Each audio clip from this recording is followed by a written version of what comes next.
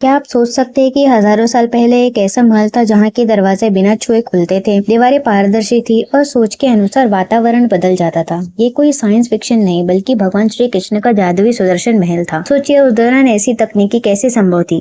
क्या ये किसी और लोक से जुड़ा रहस्य था या फिर श्री कृष्ण सच में समय के आगे चलने वाले दिव्य वैज्ञानिक थे। अब जानते हैं इस अद्भुत महल की असली सच्चाई। भगवान श्री कृष्ण का यह सुदर्शन महल द्वारिका नगरी में स्थित था। इतना भव्य, इतना रहस्यमय कि आज की तकनीक भी इसके सामने बौनी लगती थी। महल के दरवाजे अपने आप खुलते और बंद होते थे, ना कोई चाबी ना कोई पहरेदार। हर दीवार सोने चांदी और रत्नों से बनी थी। लेकिन उससे भी ज्यादा चौंकाने वाला महल का जिंदा व्यवहार था। महल का वातावरण बदल जाता था, जिसका जैसा मन उसके अनुसार अनुभव। अगर कोई भयभीत होता तो उससे भ्रम, अंधेरा और उलझन दिखाई देती। अगर कोई शांत चित्त से आता तो दिव्यता और शांति से भर जाता। कुछ विद्वान कहते हैं यह महल कोई साधारण इमारत नहीं बल्कि एक जैविक संरचना था जो सोच और ऊर्जा को पहचानता था। महल में कई रहस्यमय कमरे थे, कुछ अचानक गायब हो जाते थे, कुछ सिर्फ श्री कृष्ण ही प्रवेश कर सकते थे। और अगर कोई शत्रु महल में घुसता तो रास्ता अपने आप बदल जाता, वह कृष्ण तक पहुंच ही नहीं पाता। यहाँ तक कहा जाता है कि सुदर्शन महल एक पोर्टल था जो धरती और दूसरे दिव्य लोक को जोड़ता था। जब द्वारिका समुद्र में समा गई तो सुदर्शन महल भी उनके साथ गुम हो गया। लेकिन सवाल यही है कि क्या ये सिर्फ कथा है या फिर भगवान श्री कृष्ण सच में एक ऐसे समय के ज्ञाता थे जिससे आज भी हम समझ नहीं पाए। अगर आपको लगता है कि ये महल सिर्फ पत्थर नहीं बल्कि दिव्यता और विज्ञान का संगम था तो इस वीडियो को लाइक करें, कमेंट में जय श्री कृष्ण लिखना ना भूले और ऐसे ही अद्भुत रहस्यों के लिए चैनल को सब्सक्राइब करें, क्योंकि इतिहास तब तक अधूरा है जब तक उसके रहस्य जिए नहीं जाते।